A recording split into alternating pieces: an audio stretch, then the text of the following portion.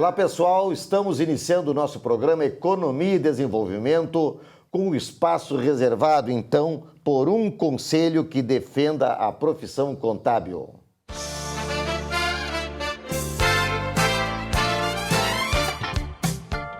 Muito bem, então nós estamos aqui hoje com a Chapa 2 representada pelo elenco feminino, a força da mulher na contabilidade. Estamos aqui com duas contadoras aqui do interior do estado, peso forte, vindo da Serra Gaúcha, a Lisiane Macari, que vem de Serafina Correia, contadora de Serafina Correia, não é, Lisiane? Olá. Muito bem, Lisiane. Estamos também com Guaporé presente, não é? A Neuza Zonato, que é contadora de Guaporé. Então, a região da Serra aqui bem forte, né? Muito obrigada. E aqui a região de Porto Alegre, a nossa região aqui da capital dos gaúchos, a região metropolitana, né? Com a Beth Reis, de Porto Alegre. Tudo bem, Beth? Tudo bem, tudo bem. E a Paula Bos Marcon, também de Porto Alegre. Então, esse grupo aqui representa as contadoras, representa a força da mulher, representa o capital intelectual feminino e representa, sobretudo, a nossa Chapa 2, que concorre este ano às eleições, então, do Conselho Regional de Contabilidade do Rio Grande do Sul. Como é que está a nossa região da Serra lá?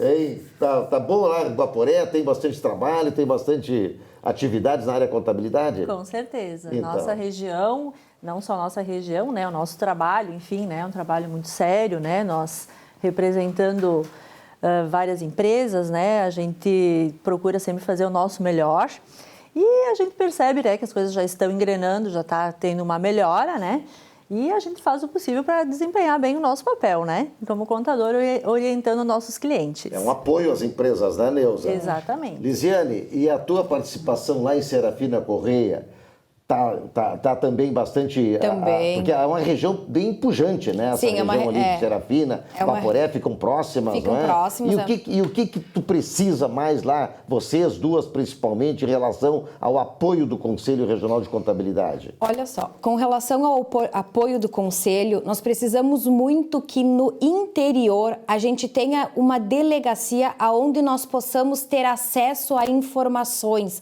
acesso a informações que nos deem prerrogativas para que nós possamos desempenhar da melhor forma possível a contabilidade como um todo. A gente precisa desse apoio, porque quem está no interior tem uma dificuldade muito grande. Por exemplo, para nós virmos a Porto Alegre são 280 quilômetros. Então, para tirar uma dúvida, dirimir uma dúvida via telefone, às vezes ela não fica muito clara. Então, se a gente tiver uma regionalização no interior, na qual a gente possa buscar um auxílio, buscar um amparo ao profissional da contabilidade, vai nos engrandecer, vai nos enriquecer e vai nos dar segurança para fazermos o nosso melhor trabalho. E eu sei que é isso que a Chapa 2 está propondo, para que a função do delegado, a função do delegado possa ser mais ampla, possa ser executada numa sede própria, onde a gente tenha acesso a material e acesso a um corporativo, que não precisam ser de várias pessoas, mas um acesso físico que se faz necessário, porque a legislação é muito ampla. Então, às vezes, tu sozinho ou dividindo uma questão com um colega, mesmo assim tu fica com dúvida. Então, tendo alguém que vá te amparar quanto a isso, principalmente para os novos e para nós também, que já estamos há mais tempo nesse caminho, nesse trabalho, eu acho que é primordial termos esse assessoramento, esse acompanhamento.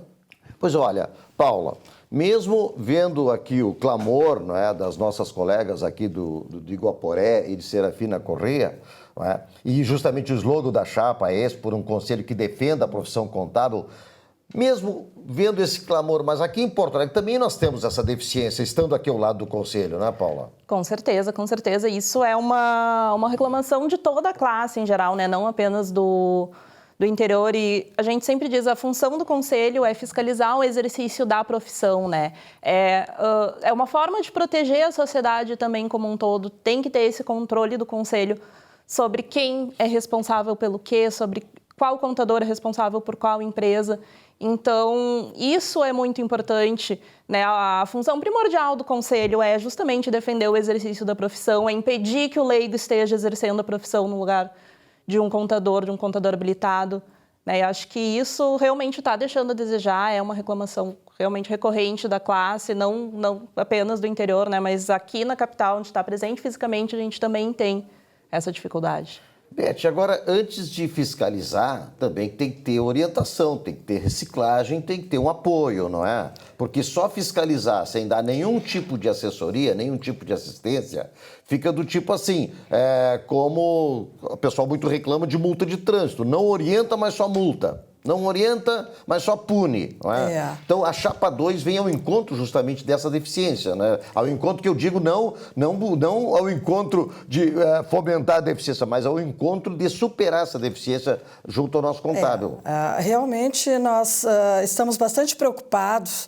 Né? A Chapa 2 está realmente preocupada com essa situação referente ao Conselho, justamente porque nós temos que dar uma oportunidade para todos os nossos colegas contadores de recebê-los no Conselho a partir da nossa chegada. Enfim, nós temos que realmente abrir os braços, o Conselho tem que abrir os braços para receber o contador humanamente, como pessoa, com dignidade, como profissional que é. Nós precisamos humanizar o nosso Conselho. Enfim, o contador chegou, nós temos que recebê-lo e ver realmente as suas necessidades. E não é só isso, nós temos que ir ao encontro. Como no interior do Estado, as pessoas ficam desoladas. As únicas coisas que eles conseguem fazer é realmente pagar o Conselho, que a gente entra no site, tem uma grande facilidade. Mas e o retorno de tudo isso aí? O retorno é uma grande incógnita, porque o próprio interior e Porto Alegre, nós não temos esse acesso de chegar e realmente ter os colegas, ter uma auditoria, auditores nos aguardando para que nós possamos colocar vários assuntos, né? Todas aquelas dúvidas, todas aquelas questões. Informalmente. Né? Então, nós precisamos realmente modificar esse conselho no sentido de humanizar e colocar realmente a fiscalização para que essa fiscalização, leigos não participem. Hoje em dia, nós estamos disputando com os leigos, né? Então, eu vou fazer com ele que é mais barato, vou fazer, é mais... Não, nós temos o conhecimento, nós temos a base, nós sabemos o que é correto, nós temos a experiência. E, sobretudo, a responsabilidade, né? A responsabilidade com a profissão, com tudo que envolve a nossa classe contábil. Eu estou muito confiante, né, na Chapa 2, né? E creio que as mulheres também são assim, mulheres que realmente estão preocupadas, profissionais, preocupadas com o nosso futuro. Lisiane, essa questão, por exemplo, da informática, né, que hoje toma conta praticamente, são todas as ferramentas de trabalho, tá? Isso também deve ser uma dificuldade, porque a gente sente essa dificuldade em todos os setores. E esse apoio, ele está dentro do programa da Chapa 2? Está dentro do programa da Chapa 2 e é primordial termos esse auxílio, porque, como em outros programas já foi falado, meu pai é técnico contábil, então assim, eu já conheço a contabilidade quando veio da máquina de escrever, quando foi passando, e hoje a gente tem uma era bem informatizada.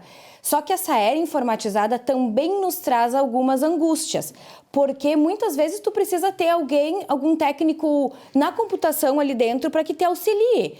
Por isso que a gente pede, nós da Chapa 2, para que o Conselho defenda a classe profissional. Nós precisamos ter alguém que nos defenda, inclusive legislando a nosso favor. Porque por diversas vezes o que nós sentimos é que a legislação vem, mas ela desce, sabe, diz o ditado no interior, goela abaixo, tá? Porque assim, ela vem e quando ela vai ser operacionalizada, ela não é viável na sua operacionalização. Então, nós da Chapa 2 colocamos o logo por um conselho que defenda a classe contábil também pensando nessa situação. Pensando em que o conselho precisa defender a classe contábil como um todo. Porque já imaginamos o país sem contadores? Quais os números que eles vão ter? Quais os números, que indicadores eles terão? Não é? A base de tudo, né? É a base de tudo. Então, assim, ó, a gente precisa que alguém lute por nós. A OAB luta pelos seus advogados. Precisamos que alguém lute por nós, contadores. Esse é o momento. Novembro teremos as eleições. É como se fosse uma eleição do nosso país. Se nós queremos mais segurança, nós temos que buscar esta segurança. Talvez nós da Chapa 2 tenhamos que mudar alguns conceitos também, mas isso tudo é no aprimoramento do trabalho que nós vamos desenvolver. Então, contamos com o apoio de todos os da classe contábil para em novembro na Chapa 2, com a finalidade de defender a classe contábil no todo. Neuza, e nessa região lá, há muitas empresas, não é? Sim. A região de Guaporé, a região de Sim. Serafina Correia, toda aquela região da Serra. Essas empresas estão buscando o contador, o técnico de contabilidade, ou será que estão indo um pouco nessa propaganda enganosa de pegar esses profissionais que, na verdade, não têm nem registro no conselho e nem responsabilidade sobre o que executam? Infelizmente, né, acontece esse tipo de coisa também, né? Nós não temos, assim, muito acesso, mas a gente sempre acaba, né, sabendo desse tipo de coisa, né? Então, eu acho que agora é a hora da mudança, né? A Chapa 2 veio para isso, para mudar isso, para... está muito parado, né? Se percebe que, assim, está precisando de uma energia nova, né? Pessoas novas, gente nova, uma nova dinâmica. A gente percebe muito uma troca de cadeiras, né? Em associações, hoje em dia, é sempre as mesmas pessoas que estão sempre nos mesmos lugares, só uma troca de cadeiras. Eu acho que está na hora de mudar, né? Vamos botar uma energia nova nisso, vamos mudar, vamos melhorar, né? Então, principalmente nós, mulheres, né, que estamos aqui, a nossa chapa é composta por 6 mulheres, estamos querendo desempenhar o nosso papel, defendendo a força da mulher na Chapa 2. Então, agora em novembro, na nossa eleição, quem, como nós, não está satisfeito, a gente faz o chamamento. Vamos lá, vamos mudar, votem na Chapa 2 para ter uma mudança. Paula, são 6 mulheres que estão na Chapa 2, hein? Que responsabilidade, mulheres, né? Para nós, Muito. não para vocês. Para nós, homens, que afinal de contas temos essas pessoas assim, tão brilhantes, tão competentes, tá? Numa profissão que a gente considera a profissão alicerce, a profissão básica de toda e qualquer empresa. Porque, como disse a Lisiane, se não a empresa, o gestor, se não tiver números confiáveis, se não tiver indicadores, se não tiver dados para poder fazer o seu orçamento para o próximo exercício, ou para um biênio, ou para um triênio, ou mesmo um planejamento decenal, não é? Onde é que vai se basear? Vai ser no achismo, vai ser no empirismo, ou vai ser naquele protagonista que vai lá e dá um aconselhamento, não é? Enfim, então nós temos uma responsabilidade muito grande, e essa proposta, Paula, da interiorização é uma proposta, não é, muito forte, e não é só uma proposta, não é só uma promessa de campanha. Claro, é uma proposta que vai ser executiva. A Lisiane e a Neuza colocaram aqui também a questão, o exemplo dos advogados. Todas as comarcas dentro dos fóruns tem uma sala dos advogados. O advogado vai lá, ele tem material, tem uma pessoa, ou 2 ou 3, dependendo do porte, tem computador, tem impressora, tem papel, ele precisa fazer uma petição rápida, ele vai ali e faz a sua petição, já protocola, já sai na hora, sai com tudo pronto. E isso é uma proposta através dos delegados, não é isso, sim. Paula? Poderia explicar um pouquinho para nós? Sim, com certeza. Na verdade, como a gente já falou, né, o Conselho deixa muito a desejar nesse ponto. A gente não imagina um advogado atuando sem fiscalização da OAB, a gente não imagina um engenheiro trabalhando sem fiscalização do CREA. E a gente vê que hoje o Conselho se apequena diante dessas coisas, né? A gente vê cada vez mais propaganda sem responsabilidade, sem informar a responsabilidade técnica do profissional com relação a isso.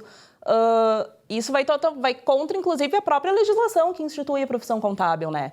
Então, o Conselho, ele deixa de atuar não apenas nessa questão que tu falaste da presença em órgãos e da presença física, mas também nessa questão de fiscalização e de como nós falamos anteriormente, né, da fiscalização da profissão mesmo. E um pouquinho antes tu falou um pouco da responsabilidade, né, que não era nossa, das mulheres, mas de vocês. Nossa, mas pra gente também é uma grande responsabilidade estarmos, né, as meninas representando aqui as contadoras do nosso estado. O Rio Grande do Sul é o estado que tem a 4ª maior participação feminina na profissão. Nós perdemos só para Amazonas, Pará e Roraima. Né? Então, nós hoje temos Como 40... Como é que é, Paula? Nós somos a quarta força feminina na profissão de contabilidade. Exatamente. Quais são os outros 3 que tu citaste? Roraima, Amazonas e Pará. A nossa média de participação feminina aqui é de 48%. Está acima da média nacional, que é de 42%. Metade. Metade. Parabéns. E em tempos assim que a mulher vai conquistando cada vez mais o protagonismo em várias áreas, eu acho que é uma grande honra para nós estarmos aqui representando todas as nossas contadoras do estado. E para nós também. Com certeza. O nosso conselho ficar mais forte. Com certeza absoluta. Com certeza absoluta. Então, nós estamos encerrando este bloco por um conselho que defenda a profissão contábil, a profissão do contador, do técnico de contabilidade, com essa presença aqui massiva, né, das meninas aqui, as contadoras. São 6 contadoras que fazem parte da Chapa 2, tá? E nós teremos, então, aí uma campanha pela frente, né, Beth? Sim. Uma campanha árdua aí, uma campanha que vai até o mês de novembro. Para a valorização da classe contábil. Exatamente. Paula, Beth, muito obrigado pela presença de vocês. Lisiane e Neuza, parabéns pelo belo trabalho que vocês fazem junto lá à nossa região serrana. Né? Muito obrigada pela oportunidade. E voltaremos, Queremos aproveitar Diga. Também para parabenizar, né, nossos colegas pelo Dia do Contador, né, nessa semana que a gente celebra o orgulho da nossa profissão. Fica aí o nosso desejo, os nossos votos sinceros de que a nossa profissão esteja cada vez mais fortalecida. Que será no dia 22 agora próximo, né? Domingo, dia do contador, da contadora. Isso aí. Parabéns, 22 contador. de novembro, dia do contador, da contadora. 22 de novembro é a eleição. Não, 22 de novembro é a eleição. 22 de setembro é o dia do contador. Vamos lá, então vamos fixar essas datas, pessoal. 22 de setembro é o dia do contador, da contadora. Isso. Isso. 19 e 20 de novembro. 19 e 20 de novembro é o dia da eleição. Atenção, contadores, contadoras, técnicos de contabilidade. Vote Chapa 2. Um abraço a todos.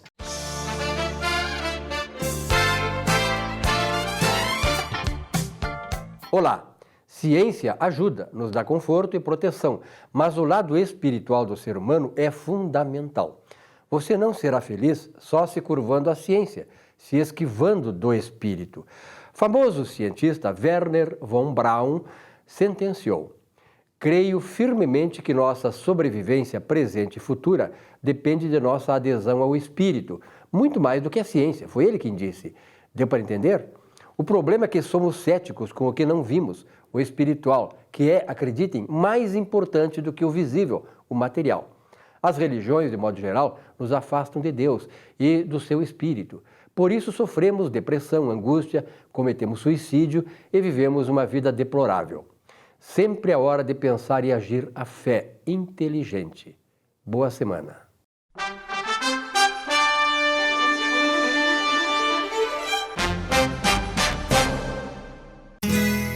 Ser gaúcho é preservar as tradições, é valorizar a educação e acreditar que um futuro melhor nasce nas páginas de um livro. É nossa tradição trabalhar duro. Temos orgulho do suor que escorre do rosto. Ele reconforta a alma e sedimenta uma vida digna. É nossa tradição valorizar o passado para desenvolver o futuro. CMPC Celulose Rio Grandense. Desenvolvimento é a nossa tradição.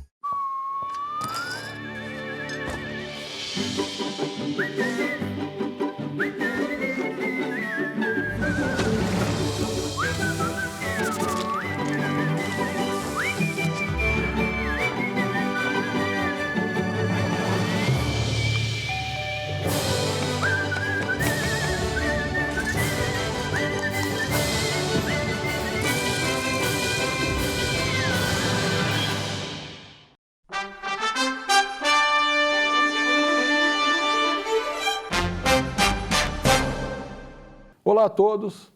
Essa semana eu estava na internet e encontrei uma frase maravilhosa do Emerson, que diz assim: o sucesso consiste em se obter o que se deseja e a felicidade em desfrutar o que se tem. Eu uso muito a palavra sucesso nas minhas palestras, nos meus cursos, nos meus livros. Por quê? Porque sucesso está ligado à meta. As pessoas de sucesso são pessoas que batem metas, e eu falo isso sempre, eu friso isso sempre. Mas quando o Emerson traz a questão da felicidade e fala que é desfrutar o que se tem, que realmente muitas vezes só se trabalha, mas e o resultado disso, né? Não dá tempo de desfrutar. Eu achei bastante inteligente e queria dividir com vocês.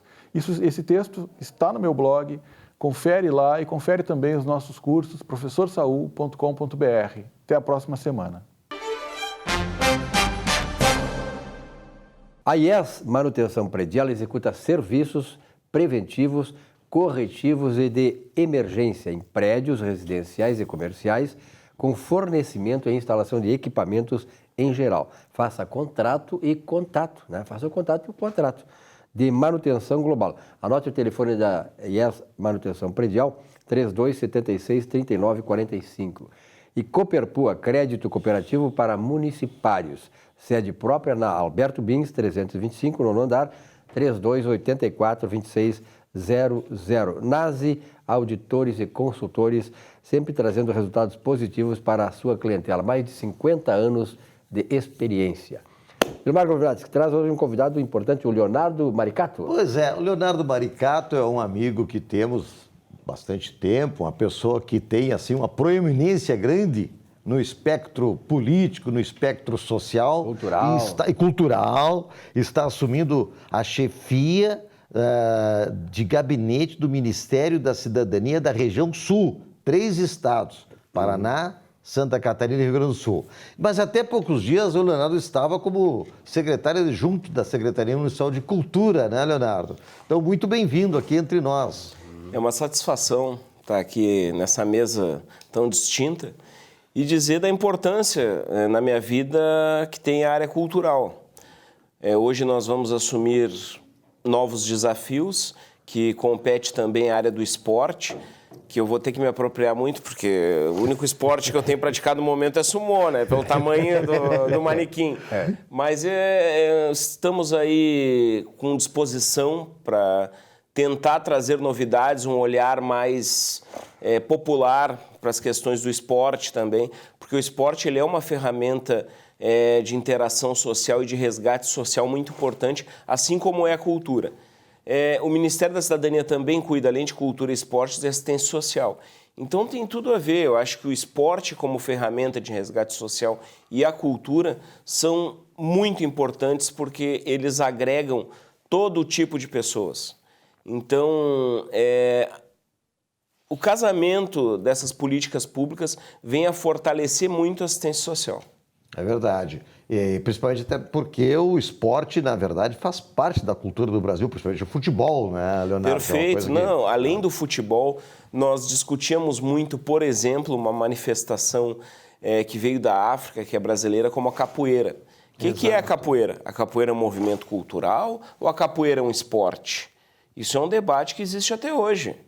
E eles se encontram, se entrelaçam, mas ninguém consegue bater o martelo dizendo não, capoeira é esporte, não, capoeira é cultura. Porque tem toda aquela raiz de matriz africana. Então, o que é a capoeira? E é apenas uma das situações entre tantas aí que a cultura se encontra com o esporte. A musicalidade da capoeira. Perfeito. Né? E nós estamos agora em plena semana, semana farroupilha, né? A semana que vem, mas já está desde dia 7, o acampamento montado. E tu participaste bastante, né, na Secretaria Municipal de Cultura deste evento, na organização. Até poucos dias eu era o presidente da comissão do acampamento Farroupilha, além de ser secretário adjunto. Então, junto com grandes personalidades como os indicados da OAB, Polícia Civil, Brigada Militar, de todas as associações de acampados, como Acampar, Asperges, a Primeira Região. Nós, num grupo de 20 pessoas, organizamos a composição do acampamento Farroupilha enquanto a colocação de piquetes, localização, dentre tantas outras estruturas que um evento desse tamanho demanda. Hoje, o acampamento Farroupilha é o maior evento na cidade de Porto Alegre que agrega o maior número de pessoas. Passou pelo acampamento no ano passado em torno de 1 milhão de pessoas. Este ano a gente quer ver se consegue ampliar este público. Mais de 1 milhão de pessoas. Agora, o esporte, né, não é só... O esporte, naturalmente, é uma coisa importante do ponto de vista sociopolítico, sociológico, enfim. Mas no Brasil hoje, graças a Deus, né, nós temos futebol de salão, nós somos campeões mundiais de futebol de salão, futsal, né, hoje chama futsal.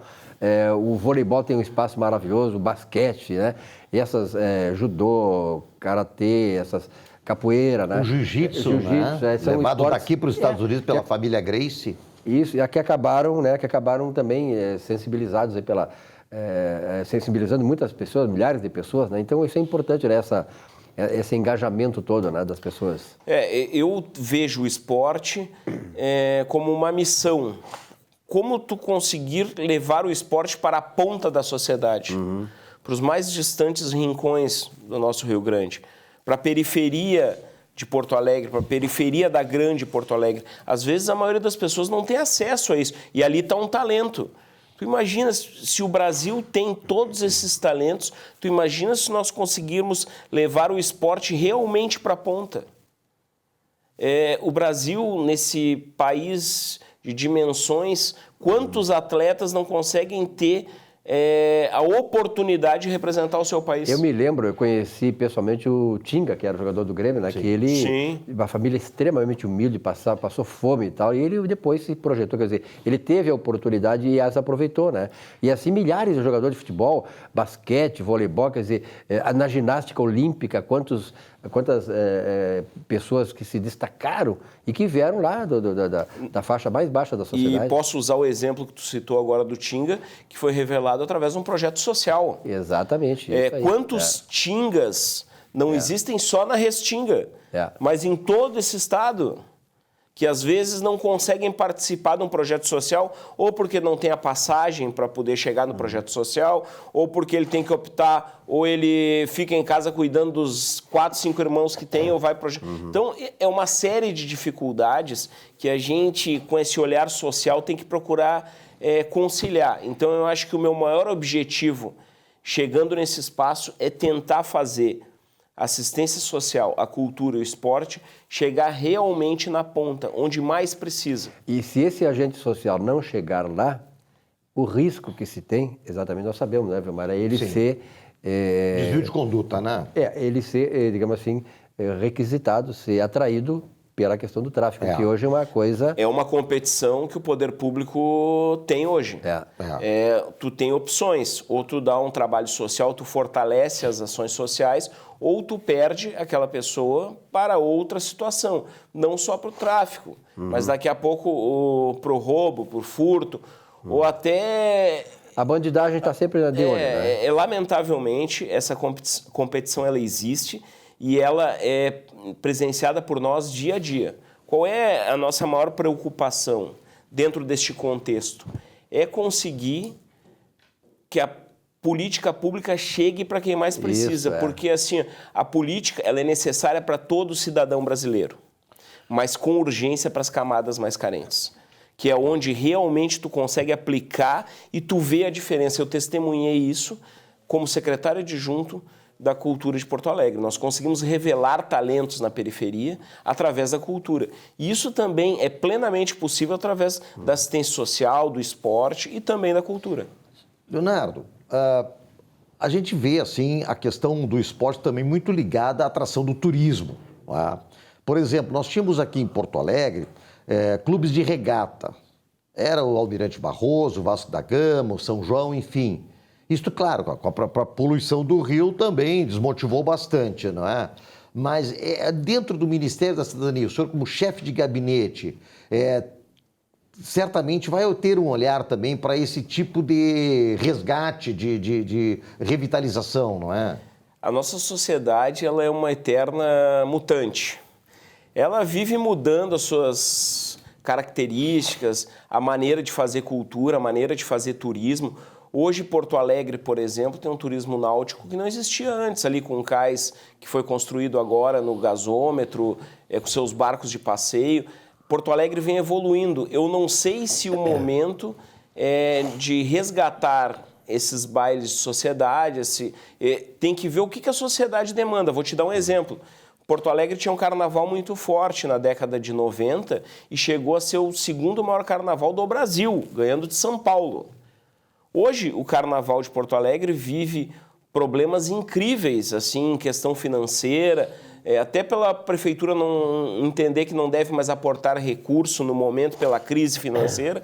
Então, o carnaval está tendo que se reinventar e está tendo grandes dificuldades. Paralelo a isso, nós tivemos no ano passado um carnaval de rua que levou 260 mil pessoas nas suas apresentações. Então, essas coisas mudam muito. Nós temos que ter a sensibilidade de entender esta mudança e trabalhar para que essas coisas se consolidem. Então, a ideia é essa, é entender o que a sociedade necessita e tentar trabalhar e fortalecer esta demanda da sociedade. O Carnaval de Uruguaiana, eu sou de Uruguaiana, o Carnaval fora de época de Uruguaiana, ele é um sucesso porque a iniciativa privada comprou essa ideia, né? E essa crise não é só a crise do Carnaval de Porto Alegre, Sim. é a crise no Carnaval do Rio mesmo, né? Perfeito. Que lá, na verdade é o seguinte, isso aí decorre tudo da crise fiscal do Estado. Sim. Né? Então o Estado realmente, se tu pegar, o cobertor é curto, tu tem que pegar as coisas mais prioritárias. O Carnaval, embora seja uma festa maravilhosa e tal, mas ele não é tão prioritário quanto a saúde, quanto a educação e tal. Então o governo tem que, muitas vezes, cortar na pele. Isso aí é... São remédios amargos, Alternativas, mas tem que ser tomados. excludentes, exatamente. Agora, por exemplo, o Carnaval de Uruguaiana é muito interessante, pois tu mesmo disse qual é o diferencial dele. Carnaval de Uruguaiana é fora de época. Quando épocas de vacas gordas, o Carnaval de Uruguaiana achou um filão que não existia. O que aconteceu? Ele começou a fazer um carnaval fora de época. Por quê? Não tem condições de competir com o Rio de Janeiro. Então tira da data oficial e convida o pessoal do Rio de Janeiro para a Uruguaiana. Convida o pessoal de São Paulo, de Porto Alegre, e esse foi o diferencial do Carnaval de Uruguaiana. Traz atrizes globais para a cidade, movimenta o turismo fora de época. Então, todo mundo que gosta de carnaval aproveita o Rio de Janeiro e pega aquele resquício de carnaval em Uruguaiana. E projeta. Eu estava no Rio aí uns 2 anos atrás e conversando com as pessoas, tu é de Uruguaiana? Pô, eu me lembro do Carnaval de Uruguaiana. Quer dizer, o Carnaval projetou a cidade, né? Perfeito, perfeito. Interessante e aliou turismo, cultura e diversas atividades, porque quando tu faz um carnaval competitivo, porque eu gosto de dizer isso, o carnaval este de avenida, ele é competitivo. Então as pessoas vão lá disputar um título. O carnaval de rua, ele é um carnaval de diversão, participativo, que a pessoa não tem comprometimento nenhum em competir com os outros blocos. Ela vai se divertir, Vai se divertir. O carnaval competitivo, ele já tem um tensionamento maior, porque eu estou competindo em busca de um título. Então existe uma cadência, existe um horário para entrar na avenida e para sair, a disposição das alas, então é uma série de coisas. E aí nós poderíamos aprofundar 6 ou 7 programas. Maricato, pois é, então já fica o convite para vir mais seguido aqui, até porque esse novo cargo aí agora de chefe de gabinete do Ministério da Cidadania para a região sul vai te trazer outras informações importantes para o Estado, né? Que eu acho importante isso. Não, e aí eu vou aproveitar a oportunidade para vir aqui compartilhar com vocês a abertura de novos editais, novas informações, que o programa de vocês, pela audiência que tem, é importante eu não deixar de vir. Porque nós temos que divulgar as informações. E esse canal de vocês aqui é muito importante. Ele é bom de papo também, né? Mas tenho bons professores, posso dizer assim. Comunicação excelente. Bom, Leonardo, muito obrigado pela tua presença aqui. Sucesso lá no novo cargo, né? Eu tenho a certeza que um gaúcho como ele e tal, né? Vai fazer muito, né, pelo nosso Estado também. Apesar da responsabilidade de ser dos 3 estados, é claro que o nosso Estado também será um Estado premiado pelas ações do Ministério da Cidadania. Obrigado pela tua presença aqui, até a próxima oportunidade. Muito obrigado, sigo à disposição de vocês. Então tá, um rápido intervalo, voltamos já com o nosso Economia e Desenvolvimento. Até já.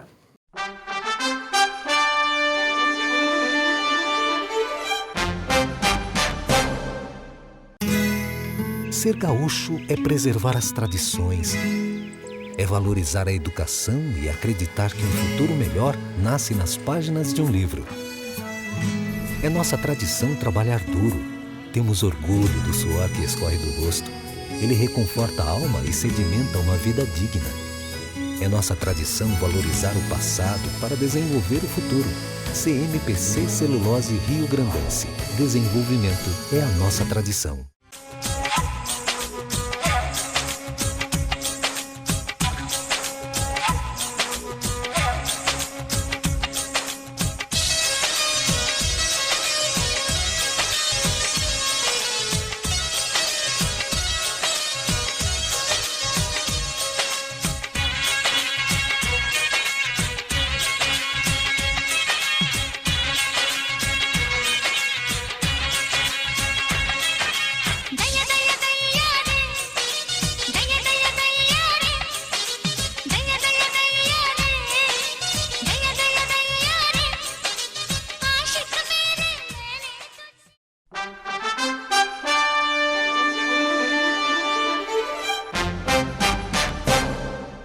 No final da década de 60, psicólogos norte-americanos fizeram um experimento bastante curioso.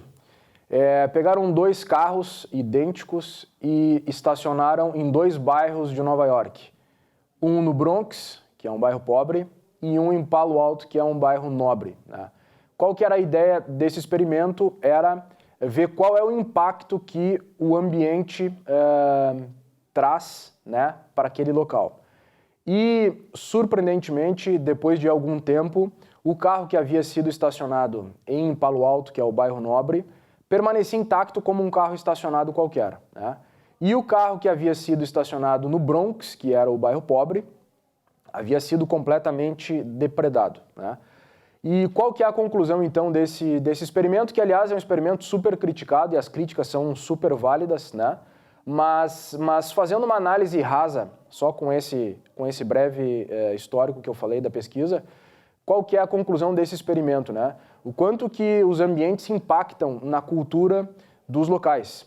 E esse experimento, eu escrevi um artigo há alguns anos atrás sobre a teoria das janelas quebradas, que é o nome desse experimento.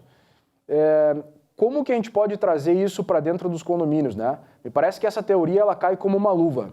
Ambientes que têm desordem, ambientes que são sujos, ambientes que faltam controles, eles tendem a gerar mais desordem e mais descontrole, né?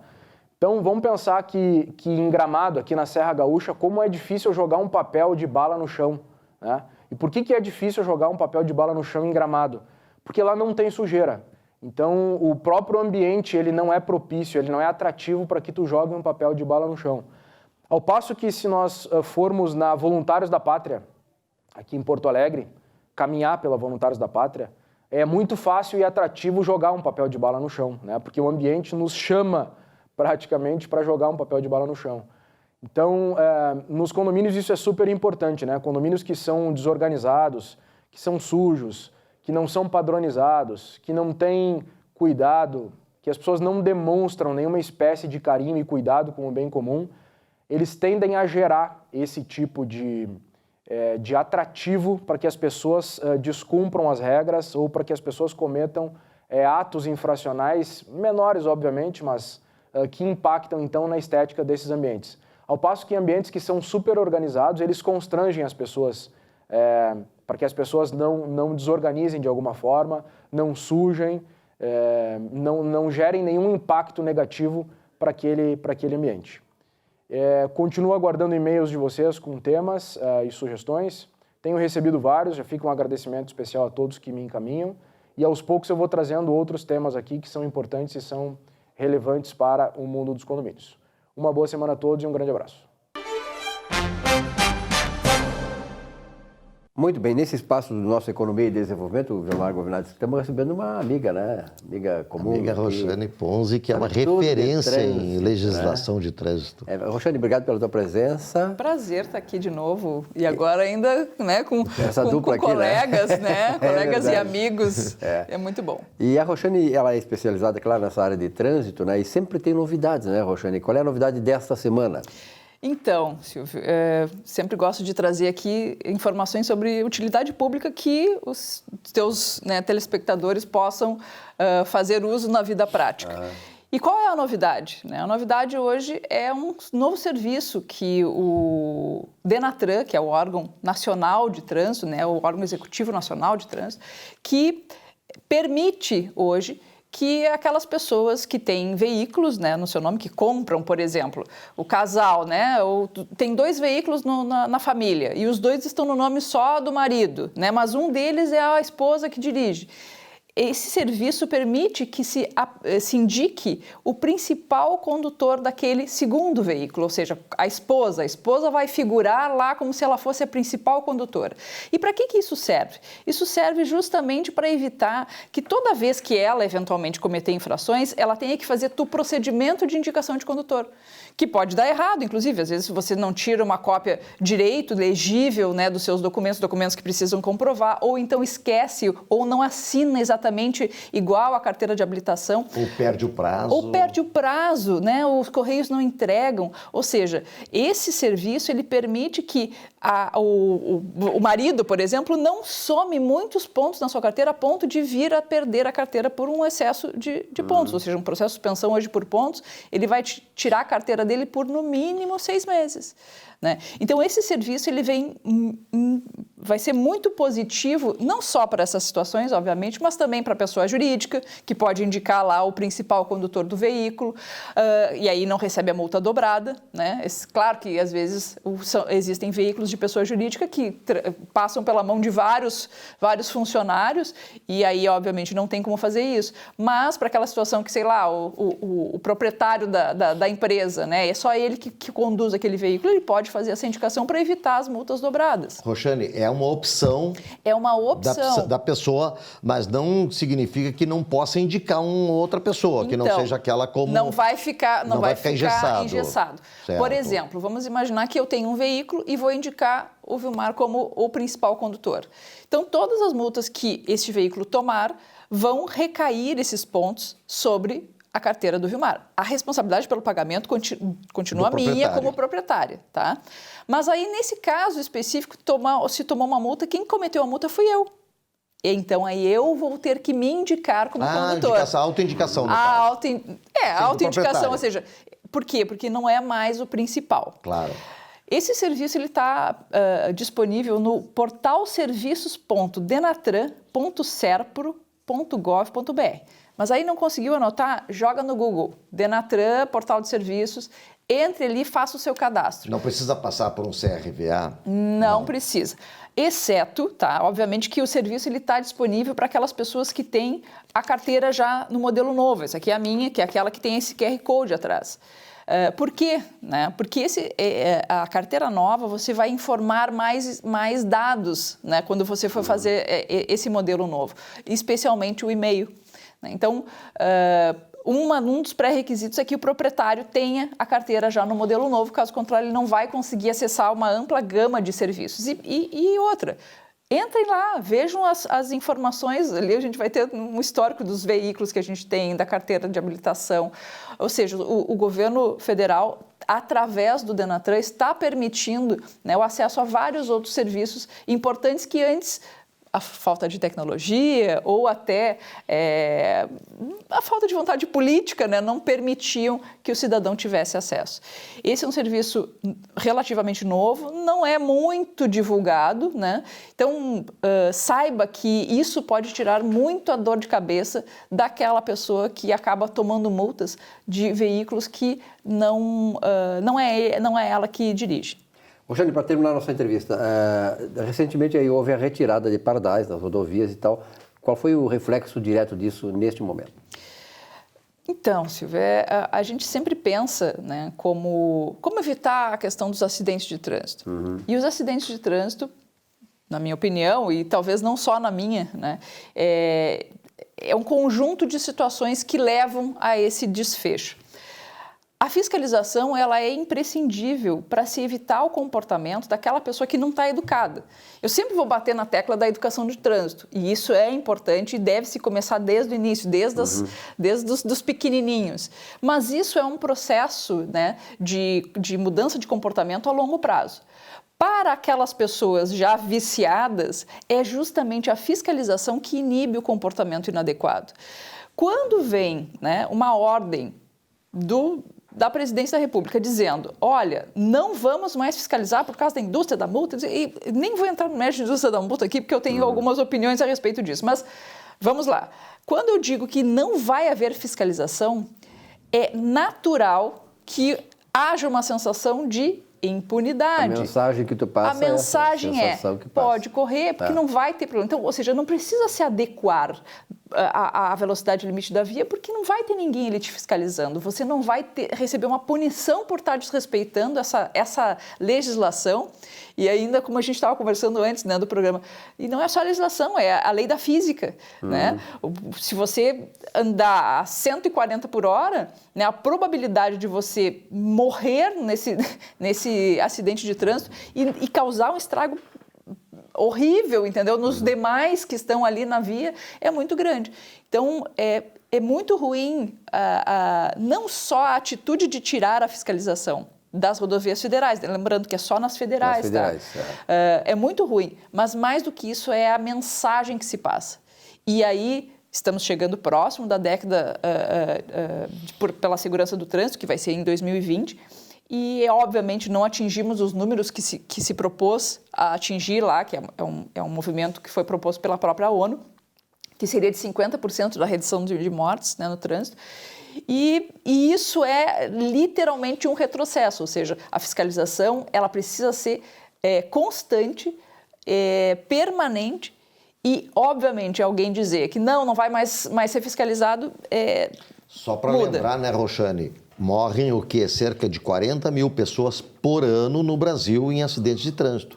Pessoas que deixam de produzir e fora os acidentados, né? As pessoas Sem falar na perda afetiva que isso não é contabilizado, né? O custo financeiro todo, né? Que envolve tudo isso, o INSS, sim. Enfim, toda a área da saúde do governo. Quer dizer, é realmente uma perda considerável. Claro que, em primeiro lugar, as vidas, né, que se perdem, famílias destroçadas, mas, naturalmente, o reflexo financeiro que tem isso nas contas públicas. Sem dúvida. Roxane, muito obrigado pela tua presença aqui, maravilhoso, né? Muito bem. Tu que é especializado em trânsito, a gente aprende mesmo assim. Nossa, a Roxane é professora, né? É a minha referência. Poxa, eu me sinto lisonjeada pelos elogios dos colegas. Obrigado, aqui. Roxane. Um rápido intervalo, voltamos em seguidinha aqui com o nosso Economia e Desenvolvimento. Até já.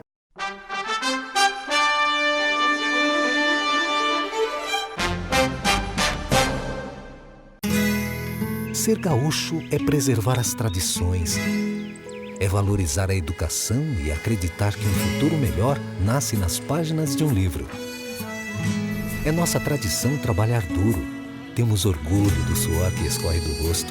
Ele reconforta a alma e sedimenta uma vida digna. É nossa tradição valorizar o passado para desenvolver o futuro. CMPC Celulose Rio Grandense. Desenvolvimento é a nossa tradição.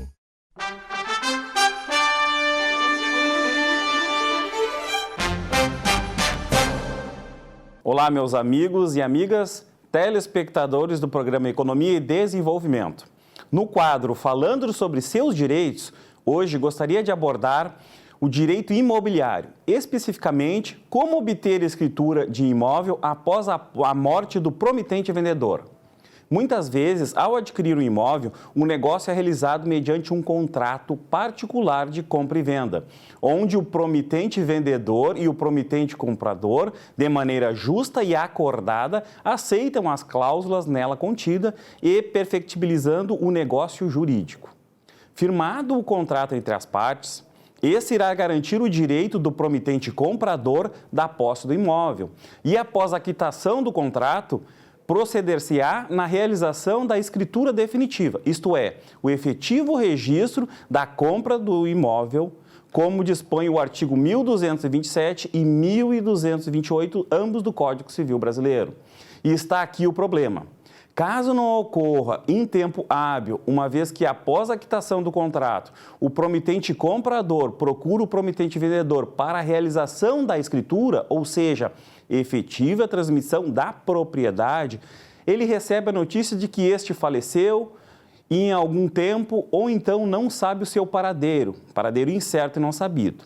Assim, diante desse impasse, o promitente comprador poderá conseguir a transmissão da propriedade com a propositura de uma ação judicial de adjudicação compulsória, ou seja, é o pedido feito ao juiz para legitimar o contrato de compra e venda, posteriormente à expedição da carta de adjudicação, à lavratura da escritura no registro de imóveis, como monta o artigo 1418 do Código Civil, que diz que esse dispositivo, se não vejamos, o artigo 1418 diz que o promitente comprador titular de um direito real pode exigir do promitente vendedor ou de terceiros a quem os direitos desses foram cedidos a outorga da escritura definitiva de compra e venda, conforme disposto no instrumento preliminar. E, se houver recusa, requer ao juiz a adjudicação do imóvel.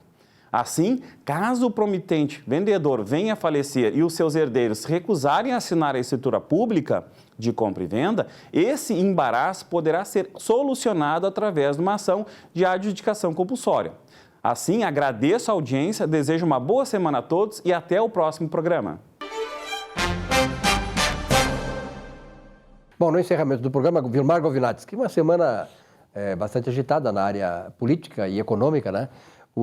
A Petrobras, por exemplo, aí decidiu, num certo momento, não reajustar os preços dos combustíveis, pelo problema do maior campo de produção de petróleo da Arábia Saudita, que foi bombardeado.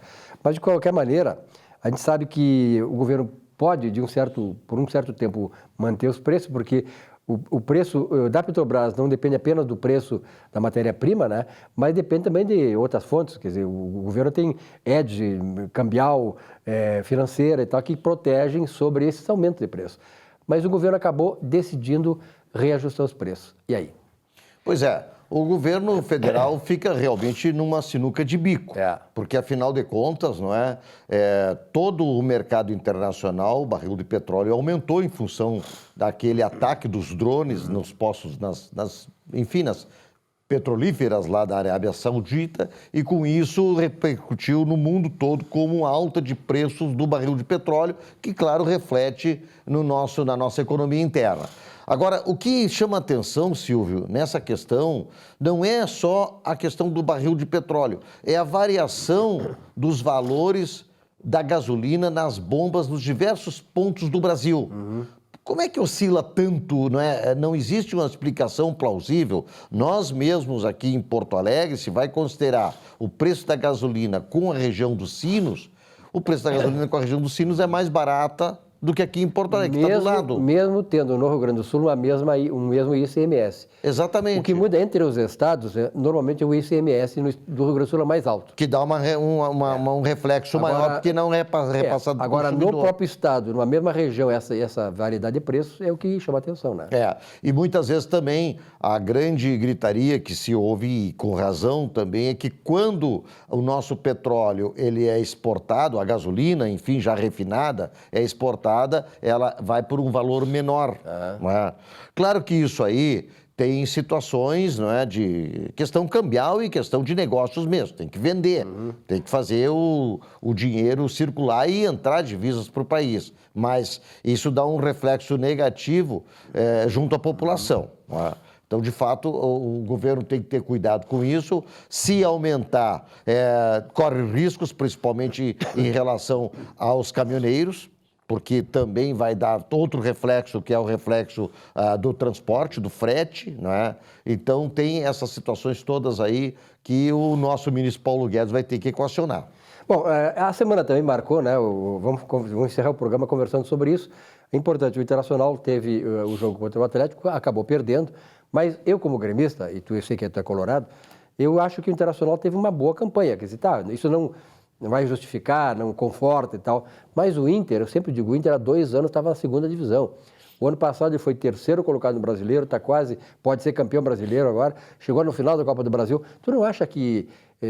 faltou um mínimo detalhe, mas o Inter está numa boa fase. Chegou num momento importante. Eu não só acho o Inter está em boa fase, eu acho que o futebol gaúcho está numa excelente fase, excelente, Silvio. O Grêmio agora na Libertadores. Na final da Libertadores da América, o Grêmio que tem também um plantel bom e um técnico que dá uma motivação fantástica, não só a questão tática, mas a questão motivacional para o grupo. O Inter que, como tu disseste, veio da segunda divisão em 2017, o ano passado terminou em terceiro lugar, não é isso? Terceiro lugar no Brasileiro. No segundo lugar. Terceiro lugar. Terceiro lugar no Brasileirão. Agora chegando à final na Copa do Brasil, também ali na Libertadores, já quase chegando à semifinal. Acho que o futebol do Rio Grande do Sul, futebol gaúcho, a dupla Grenal, faz frente a times poderosos, com dinheiro, com jogadores caros, com técnicos muito caros, não é? E nós aqui fazendo brilhar o nosso futebol gaúcho. Não tenho dúvida nenhuma que o futebol gaúcho, Inter e Grêmio estão de parabéns. Em 30 segundos, trocarias o técnico do Inter? Não, de jeito nenhum. O Odair Helmans é um camarada que começou, Helman, não é Helmans, começou com humildade, está fazendo um trabalho de formiguinha. É claro que todo técnico tem as suas dificuldades em posições, etc., e contar com o jogador. Erra e acerta. Exatamente. Mas vamos dizer que mais acerta do que erra. Então não tem que trocar. Isso é uma coisa... Essa cultura de trocar técnica é só no Brasil. Muito bem. Concordo contigo. O Renato está 3 anos no Grêmio, né? E poderá ficar mais 4 anos, quer dizer, mais o 4º ano. Enfim. O Renato, com certeza, o futuro dele será a seleção brasileira. Agora, um grande treinador que está surgindo aí é o técnico do Atlético Paranaense. Né? Exatamente. É um outro novo técnico, uma nova geração. Uma nova geração. Vilmar, um abraço, obrigado, boa semana. Boa semana a todos. Para você também, telespectador, uma boa semana. E o nosso Economia e Desenvolvimento volta na semana que vem. Até lá.